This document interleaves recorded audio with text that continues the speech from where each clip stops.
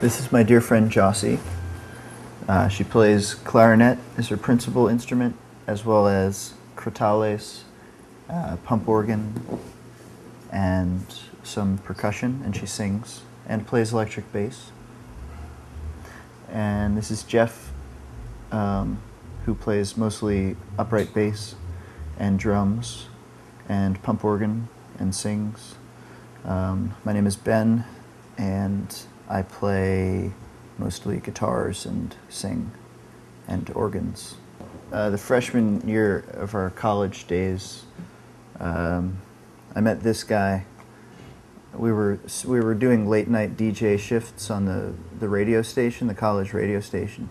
We had the graveyard shift from 2 to 5:30. It was loosely a jazz show, but free form. We could play whatever we want, and so a lot of late night hours spent bonding, talking about music.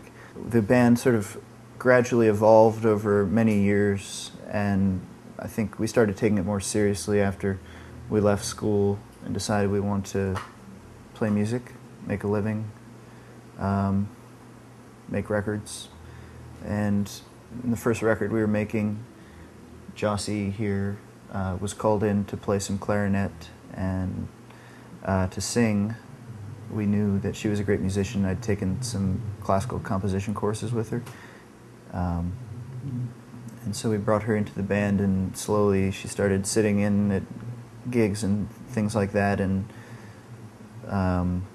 eventually we just asked her to play all of these different instruments, and she kind of learned how to play them all for the different arrangements that we have. Yeah, I write most of the songs, and then we have just a house full of instruments that we'll trade around and pass around and try to get the arrangement just so where all the frequencies start exciting each other, and we know that we have the right arrangement. And then we basically learn how to play enough on whatever instruments we have lying around to make the recording, and then eventually once we're good enough to bring them on stage. The new record, Jossie was there from the start, firstly. Secondly, we, instead of just taking 8 months and recording every day a little bit at a time, we took 2 weeks and went to an island with all of the recording gear. None Such, we weren't really interested in a record label, but we definitely were interested in None Such specifically, just because of the artists on their roster and its reputation. It was about the only record label that we really were specifically aware of and interested in. So I don't think there's a lot of other companies that we would have accepted an offer from. We were already selling CDs on our own. We already had made the product, and we're making a decent living. So it wasn't a matter of trying to score a deal and have that break our careers. However, the identity of the record label we held in such high regard that when we found out that was a possibility, we were pretty amazed by that.